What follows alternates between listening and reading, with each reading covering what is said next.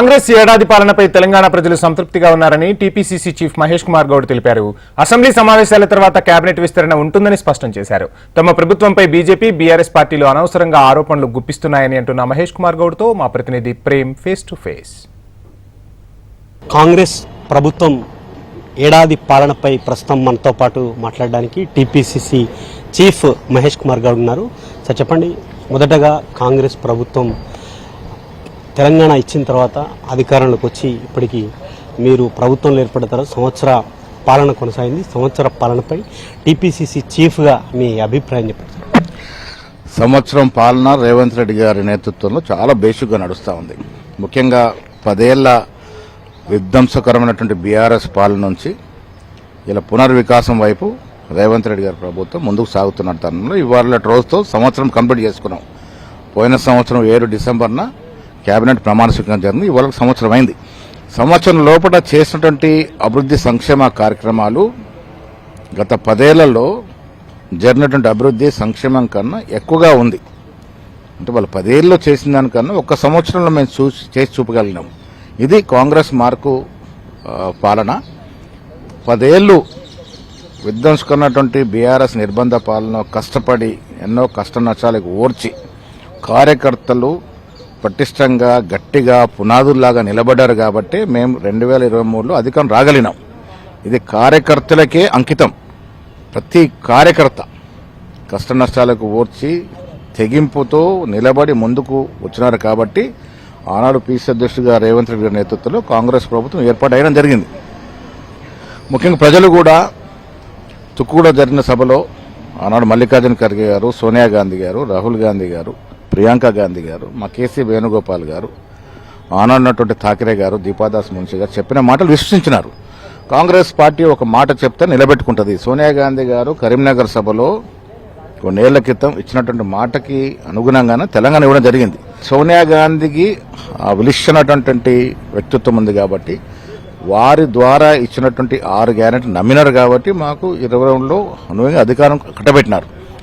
So మా పాలన కూడా రేవంత్ రెడ్డి గారు ముఖ్యమంత్రిగా, బట్టి విక్రమార్క ఉప ముఖ్యమంత్రిగా, చాలా మంది సీనియర్లు మంత్రులుగా, శాసనసభ్యులుగా మేమందరం కూడా ఏంటంటే ఈనాడు ప్రజలు ఏదైతే నమ్మకంతో మనకు అధికారం కట్టబెట్టినారో ఆ నమ్మకాన్ని నిలబెడుతూ ప్రజల ఆశలు ఆకాంక్షలకు అనుగుణంగా ప్రభుత్వం సాగుతూ ఉంది. సంవత్సరం కాలంలో చాలా చేయగలిగినాం, ఇంకా కొన్ని మిగిలి ఉన్నాయి. ఈ 5 ఏళ్లలో పరిపూర్ణంగా చేసి మళ్లీ అధికారం రావడమే ధ్యేయంగా ముందుకు పోతా ఉన్నాం. మీరన్నట్టుగా 10 ఏళ్లు విధ్వంసకరమైనటువంటి పాలన జరిగిందని మీరంటున్నారు. ప్రతిపక్ష పార్టీలకు సంబంధించిన వాళ్ళేమో 10 ఏళ్లలో బీఆర్ఎస్కి ఎంత వ్యతిరేకత వచ్చిందో ఒక సంవత్సర కాలంలోనే కాంగ్రెస్ ప్రభుత్వానికి అంతకు మించినటువంటి వ్యతిరేకత ప్రజల్లో, జనాల్లో వచ్చిందని చెప్పి వాళ్ళు చెప్తున్నారు. దీని మీద వ్యతిరేకత వచ్చింది అని ప్రతిపక్షాలు చేస్తున్న ప్రచారం. కొంత కార్యకర్తలు నిరాశ నిస్సులు ఉండొచ్చు. మేము ఆశించిన మేరకు మాకు పదవులు రాలేదని, త్వరలో పదవులు వస్తాయి. మేము మా ధ్యేయం కూడా అంటే ప్రతి కాంగ్రెస్ కార్యకర్త కష్టపడ్డారో వారికి ఏదో రకంగా ఫలాలు అందాలని. ఇది పార్టీని నమ్ముకున్నటువంటి ప్రభుత్వం. ఇది ఈరోజు రాష్ట్రంలో నడుస్తుంది కాంగ్రెస్ ప్రభుత్వం, కాంగ్రెస్ పార్టీ వల్ల వచ్చిన ప్రభుత్వం. మా ముఖ్యమంత్రి గారు కాంగ్రెస్ ముఖ్యమంత్రి. సో ప్రజల్లో ఉన్నటువంటి ఈ సానుకూలని వ్యతిరేకతగా మారుస్తూ వ్యతిరేకత ఉంది అని చెప్తా ఉంది. ఎందుకు ఉంటుంది వ్యతిరేకత? మీరు 10 ఏళ్లలో ప్రజల సొత్తుని నీళ్ల పేరట, నిధుల పేరట, నియామకాల విధ్వంసం చేసిన. ఎందుకు విధ్వంస పాలన అంటున్నాం? ప్రజల సొత్తు, ప్రజల యొక్క సంపాదన విధ్వంసం గురైంది కాబట్టి విధ్వంస పాలన అంటాం. సంవత్సర కాలంలో దాన్నంతా తిరగరాస్తూ ఇప్పుడు వారు 10 ఏళ్లలో 50,000 ఉద్యోగాలు ఇవ్వగలిగితే మేము 9 మాసాల్లో 50,000 ఉద్యోగులు ఇచ్చాం. ఇవాళ డిసెంబర్ 7 నాటికి ఇచ్చిన ఉద్యోగుల సంఖ్య దాదాపు 56,000. అంటే సగటున నెలకి 5,000 ఉద్యోగాలు మేమిస్తే సగటున సంవత్సరానికి 5,000 ఉద్యోగాలు వాళ్ళు ఇచ్చారు. సో ఇంత వ్యత్యాసం ఉంది. రైతు రుణమాఫీ విషయం తీసుకుంటే వారు విడతల వారుగా 10 ఏళ్లలో 2016-15 మొదలెట్టి 2023 వరకు ఇచ్చినటువంటి సొమ్ము కన్నా మేము 9 మాసాల్లో ఇచ్చిన రుణమాఫీ సొమ్ము ఎక్కువ. 10 ఏళ్లకి సంవత్సరానికి పోల్చుకున్నప్పుడు చాలా వ్యత్యాసం ఉంది. చాలా సుపరిపాలన ఈ సంవత్సరంలో జరిగిందని చెప్పడానికి ఏమాత్రం సందేహం లేదు. ఇంకా ప్రతిపక్షాలు ఏదో ఒకటి మాట్లాడుతూనే ఉంటారు. కానీ ప్రజలు కదా నిర్ణయించాల్సింది, ప్రజలు కదా ఈ విశ్వాసాన్ని ఉంచాల్సింది. ఇవాళ మా పాలన బాగుందా లేదా అని చెప్పాల్సింది ఎవరు? ప్రజలు కదా. ఫలాలు అందుకుంటున్న ప్రజలు కదా. అటు సంక్షేమం కావచ్చు, అభివృద్ధి కావచ్చు. ఇవాళ అభివృద్ధి విషయంలో చూసుకుంటే మీరు ప్రాజెక్టు కట్టినారు, బీటలు పారిపోతా ఉన్నాయి. లక్షల కోట్లు ప్రాజెక్టుల పేరుని మీరు కట్టి కమిషన్ రూపాయన దండుకొని నాసిరకంగా పనులు కట్టడం బీటలు పారిపోతా ఉన్నాయి. ఇప్పుడు మీరన్నట్టుగానే 100 రోజుల్లో చేయాల్సినటువంటి హామీల విషయానికి వచ్చి మరొక వైపు కాంగ్రెస్ ప్రభుత్వం ఏర్పడిన తర్వాత చేస్తానన్నటువంటి కార్యక్రమాలు ఏది చేయలేదు కాబట్టి ప్రజల్లో వ్యతిరేకత వచ్చిందని వాళ్ళు అంటారు. చాలా తప్పు. ఇప్పుడు ఏదైనా ఒక కార్యక్రమం చేయాలంటే కొంత సమయం పడుతుంది. 100 రోజుల్లో చేయాల్సిన కార్యక్రమం చేయగలిగినాం. మహిళలకు ఉచితంగా బస్సు ఇచ్చాం. ఈ రోజు వరకు దాదాపు 1,25,00,000 మంది మహిళలు ఆ సదుపాయాన్ని ఉపయోగించుకున్నారు. ఆషామాషి విషయం కాదు ఇది. యావత్ దేశంలో గొప్ప కార్యక్రమం అది. సిలిండర్ కొనాలంటే 1,300, 1,400 ఇచ్చిన పరిస్థితి నుంచి ఆ మిగతా డబ్బు రాష్ట్ర ప్రభుత్వం, కేంద్ర ప్రభుత్వానికి కడుతూ 500కి సిలిండర్ ఇస్తా ఉన్నాం. ఎంత వెసులుబాటు మహిళలకు అది. ఇవాళ 200 యూనిట్ల లోపు విద్యుత్తును వాడుకుంటే ఉచితంగా ఇస్తున్నాం. ఓల్డ్ సిటీ కానీ రూరల్ ఏరియాలో కొన్ని వేల కుటుంబాలు వాడుకుంటా ఉన్నాయి. 10 లక్షల వరకు మీరు ఆరోగ్యాన్ని మొత్తం మంటగలిపినారు. కొన్ని ప్రైవేట్ ఆసుపత్రులకే పెంచి పోషించారు తప్ప ప్రభుత్వ ఆసుపత్రుల విధానం మొత్తం మంటగలిపినారు. ఇవాళ మేము ప్రైమరీ హెల్త్ సెంటర్ నుంచి రాష్ట్ర స్థాయి హాస్పిటల్స్ వరకు నిమ్స్ కానీ, ఉస్మానియా కానీ, గాంధీ కానీ మెరుగుపరచగలిగినాం. సరైన నాణ్యమైనటువంటి ఆరోగ్యాన్ని ఇవ్వగలుగుతా ఉన్నాం. ఇన్సూరెన్స్ని 10 లక్షలు పెంచగలిగినాం. ఆరోగ్యశ్రీ ఎత్తేసినారు, మీరు 108 సర్వీస్ ఎత్తేసినారు. ఇవన్నీ కూడా పునరుద్ధరిస్తూ ఉన్నాం. హెల్త్ ఎడ్యుకేషన్లో వీళ్ళ ఎడ్యుకేషన్లో మీరేం చేశారు? గురుకులాలను పెట్టి విచ్చలవిడిగా దాని స్థాయిని దిగజార్చేశారు. ఇవాళ మేము వచ్చిన తర్వాత యంగ్ ఇండియా ఇంటిగ్రేటెడ్ స్కూల్స్ పేరిట దాదాపు 30-35 స్కూల్స్ ఇస్తా ఉన్నాం. ఒక్కొక్క స్కూల్ మీద దాదాపు 120 కోట్లు పెడతా ఉన్నాం. విద్య, వైద్యం, వ్యవసాయం ప్రామాణికంగా ముందుకు పోతున్నటువంటి పరిస్థితి వల్ల స్కిల్ యూనివర్సిటీ తీసుకువెళ్ళినాం. ఏఐని ఇక్కడ పెంపించగలుగుతా ఉన్నాం. సో అభివృద్ధి పరంగానే సంక్షేమంగానే ప్యారలల్గా ముందుకు పోతా ఉంది. సంవత్సరం లోపు కాంగ్రెస్ మార్కు పాలన ఇది. వీళ్ళంతా కూడా అభివృద్ధి ధ్యేయంగా ముందుకు పోతారని మాత్రం చూపగలిగినాం. ఇప్పుడు మీ కాంగ్రెస్ కి సంబంధించిన ప్రభుత్వ 1 year పాలనకు సంబంధించి బీజేపీ ఛార్జ్ షీట్ విడుదల చేసింది. దీన్ని ఎట్లా చూస్తారు మీరు? అసలు బీజేపీ వారికి తెలంగాణ రాష్ట్రం విషయంలో మాట్లాడడానికి ఏం అర్హత లేదు. కారణం ఏంటంటే 10 ఏళ్ళైంది మనం తెలంగాణ తెచ్చుకొని. రాజ్యాంగ పరంగా రాష్ట్రం ఏర్పడినప్పుడు దాంట్లో పొందుపరిచినటువంటి విభజన హామీలు గురించి ఎప్పుడైనా ఈ బీజేపీ నాయకులు మాట్లాడినారా? ఎవరి పోరు వారదే. కిషన్ రెడ్డిది ఒక దారి అయితే బండి సంజయ్ది ఒక దారి, వీరి మధ్య ఈటెల రాయంది ఒక దారి. ఎవరికి వారే యమునా తీరే. వాళ్ళంతా కలిసి రాష్ట్ర అభివృద్ధి గురించి కానీ, రాష్ట్రానికి ఇవ్వాల్సినటువంటి బకాయిల గురించి కానీ ఎప్పుడైనా మాట్లాడినారా? కిషన్ రెడ్డి గారు 35 ఏళ్ళు రాజకీయాల్లో ఉన్నారు.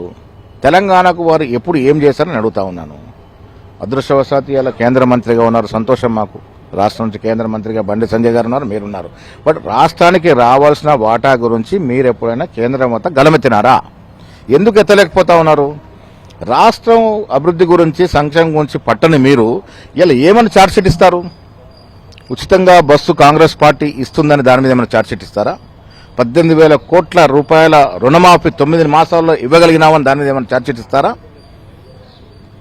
ఆరోగ్యశ్రీని 10 లక్షల వరకు ఇన్సూరెన్స్ పెంచినాం, దాని మీద ఏమైనా ఛార్జ్షీట్ ఇస్తారా? 56,000 ఉద్యోగాలు ఇవ్వగలిగినాం, ఏమని దాని మీద ఛార్జ్షీట్ ఇస్తారు? మీరు సంవత్సరానికి 2 కోట్ల ఉద్యోగాలు అన్నారు. ఇవాళ 11 సంవత్సరాలు అయింది మోడీ గారి ప్రభుత్వం ఏర్పడి. అంటే సగటున ఎన్ని ఉద్యోగాలు రావాలి? 22,000 కోట్ల ఉద్యోగాలు రావాలి. ఉన్న ఉద్యోగాలు పీకేశారు తప్ప ఎవరికైనా కొత్తగా ఉద్యోగం ఇవ్వగలిగినారా? ఉన్న పబ్లిక్ సెక్టర్ యూనిట్లు ఇందిరాగాంధీ, నెహ్రూ నుంచి మొదలుకొని మన్మోహన్ సింగ్ వరకు నెలకొల్పిన పబ్లిక్ సెక్టర్ యూనిట్స్ క్లోజ్ చేసినారు. మీరు కార్పొరేట్ సెక్టర్ని పెద్దల్ని పెంచి పోషించినారు తప్ప బీద ప్రజానికం గురించి ఎప్పుడు కూడా బీజేపీ పార్టీ ఆలోచన చేయలేదు. కాబట్టి తెలంగాణ గురించి మాట్లాడే హక్కు మీకు లేదు. కాంగ్రెస్ ప్రభుత్వం ఏర్పడిన తర్వాత తెలంగాణ సంస్కృతి, కళలపై దాడి జరుగుతుంది. దాంట్లో భాగంగానే తెలంగాణ తల్లి విగ్రహం మార్పుకు సంబంధించి తెలంగాణ రాష్ట్రీయ గీతం మార్పు కూడా ఆ విధంగానే చూడొచ్చని బీఆర్ఎస్ అంటుంది. అందశ్రీ గారు తెలంగాణ గీతాన్ని రాసినప్పుడు నెత్తిన పెట్టుకుని ఊరేగిన కేసీఆర్ అధికారంలోకి వచ్చినాక ఆ గీతాన్ని జాతీయంగా చేసి అందశ్రీకి పేరు వస్తుందని పక్కన పెట్టిన వాట వాస్తవం కదా. ఇలా జయహో తెలంగాణ పాట ఎంత మంది గుండెల్ని దోచుకుంటుందో మీరు చూస్తూ ఉన్నారు. ఆ గేయం కానీ, దానికి సంగీత కూర్పు కానీ ఎంత చక్కగా పోయిందో చూస్తూ ఉన్నారు. తెలుగు తల్లి విషయానికి వచ్చినప్పుడు ఇది తెలంగాణ తల్లి. తెలంగాణ తల్లి ఒక దేవతలాగా మేము కొలుచుకుంటా ఉన్నాం. అచ్చం తెలంగాణ సంస్కృతిని ప్రతిబింబించే విధంగా మేము రూపొందించిన తెలంగాణ తల్లి విగ్రహం ఉంది, మీరు చూస్తూ ఉన్నారు. ఇప్పుడు మనకు కావలసింది తెలంగాణ తల్లి రూపంలో ప్రత్యక్షంగా తెలంగాణ యొక్క సంస్కృతి దానిలో ఇమిడింప చేయాలి. ఆ రకంగా తెలంగాణ తల్లిని రూపకల్పన చేసినాము. మీరు చేస్తే తెలంగాణ తల్లి, మేము చేస్తే కాంగ్రెస్ తల్లి అంటే ఎట్లాగవుతుంది? మీరు టీఆర్ఎస్ తల్లిని చేశారా? ఇప్పుడు చదువుకున్న కేటీఆర్ అమెరికాలో చదువుకుని చెప్తాడు. ఇంత దిగజారుడు విమర్శ చేయకూడదు. వాస్తవాలకి రండి, మనం చర్చించుకుందాం. నేను మళ్ళీ చెప్తా ఉన్నాను, రేవంత్ రెడ్డి గారు కానీ బట్టి గారు కానీ మేమంతా కూడా సమర్థవంతమైన ప్రతిపక్షం ఈ రాష్ట్రంలో ఉండాలని కోరుకునే వ్యక్తులం. దురదృష్టవశాత్తు ప్రతిపక్ష పాత్ర కేసీఆర్ పోషించలేకపోతా ఉన్నాడు. మీ మిత్రపక్షమైనటువంటి సిపిఐ మీ పాలనపై 100కు 60 మార్కులు ఇచ్చింది. దీన్ని ఎట్లా చూడొచ్చు? 100కి 60 మార్కులు కమ్యూనిస్ట్ పార్టీ ఎవరు ఉంటే పాస్ మార్కులు అయితే ఇచ్చింది కదా. ఇంకొక 20% మేము వేసుకుంటాం, వాళ్ళు కూడా వేసుకున్నట్టు అవసరం ఉంది. అలా ఒక్కటి మాత్రం వాస్తవం, ప్రజలు గ్రహించాల్సింది 10 ఏళ్లలో జరిగిన అభివృద్ధి, మేము సంవత్సరంలో జరిగిన అభివృద్ధి మీద ఎవరు ఏ పార్టీ వారు ముందుకు వచ్చినా చర్చ పెట్టుకుందాం. నిష్పత్తి ప్రకారం దాని మీద చర్చలో వివరాలు తెలుసుకుందాం. చివరగా మీరు టీపీసీసీ చీఫ్గా ఉన్నారు. ఇప్పుడు ఏడాది పాలనకు సంబంధించి పూర్తయిపోయింది. మంత్రివర్గ విస్తరణ ఎప్పుడు ఉంటుంది? కార్పొరేషన్ చైర్మన్లకు సంబంధించి మిగతా మీ మిత్రపక్షాలకు ఇచ్చేటువంటి పదవులపై కూడా ఏమన్నా క్లారిటీ రాబోతుంది త్వరలో? ఇప్పుడు మనం డిసెంబర్ ఈ రోజున పోయిన సంవత్సరం కేబినెట్ కూర్పు జరిగింది. తర్వాత ఎన్నికలు వచ్చాయి. 2.5 మాసాలు కోడ్లో పోయింది. ఈ 8 మాసాల్లో మనం చేయగలిగినంత చేయగలిగినాం. నేను ఇవాళ సంవత్సరం పూర్తి సందర్భంగా రాష్ట్ర ముఖ్యమంత్రి రేవంత్ రెడ్డి గారికి, డిప్యూటీ ముఖ్యమంత్రి గారికి, మంత్రులకి, శాసనసభ్యులకి, శాసనమండలి సభ్యులకి, ఇటీవల గెలిచిన పార్లమెంట్ సభ్యులకి, అన్నిటికీ మించి మా కార్యకర్తలకి అభినందనలు, శుభాభినందనలు. సంవత్సరం పూర్తి చేసుకున్న సందర్భంలో మాకు సంతృప్తిగా ఉంది. మెజారిటీ ప్రజలు సంతృప్తిగా ఉన్నారు. నిజమైన ప్రజాపాలన ఈ సంవత్సరం పాటు జరిగింది. నిర్బంధము లేదు. స్వేచ్ఛగా మంత్రులు పనిచేస్తూ ఉన్నారు, స్వేచ్ఛగా అధికారులు పనిచేస్తూ ఉన్నారు. ఇది నిజమైనటువంటి ప్రజాపాలన అందిస్తూ ఉంది. చివరగా మీకోసం 10 ఏళ్లు పనిచేసినటువంటి కాంగ్రెస్ కార్యకర్తలకు సంవత్సర కాలంగా వారికి పదవుల విషయంలో ఏమైనా చెప్పాలనుకుంటే ఏం చెప్తారు? 37 కార్పొరేషన్ ప్రభుత్వం వచ్చిన 3 నెలలలోపు 37 కార్పొరేషన్ ఇవ్వాలని ఇంకొన్ని కార్పొరేషన్స్ ఉన్నాయి, బోర్డు డైరెక్టర్స్ ఉన్నాయి. కష్టపడ్డ ప్రతి కార్యకర్తకి ఏదో ఒక ఫలం అందాలన్నది మా ధ్యేయం. ఆ దశగా పోతాం. Thank you. ఇది ఏదైతే ఏడాది పాలనకు సంబంధించి ఇప్పటివరకు ఇంకా ఎన్నికల ముందు ఇచ్చినటువంటి హామీలతో పాటుగా రానున్న రోజుల్లో 4 ఏళ్లలో ప్రభుత్వం పార్టీగా ఇచ్చినటువంటి ప్రతి ఒక్క హామీని అమలు చేస్తామని చెప్పి టీపీసీసీ చీఫ్ మహేష్ కుమార్ చెప్తున్నారు. కెమెరామెన్ మహేష్తో ప్రేమ్.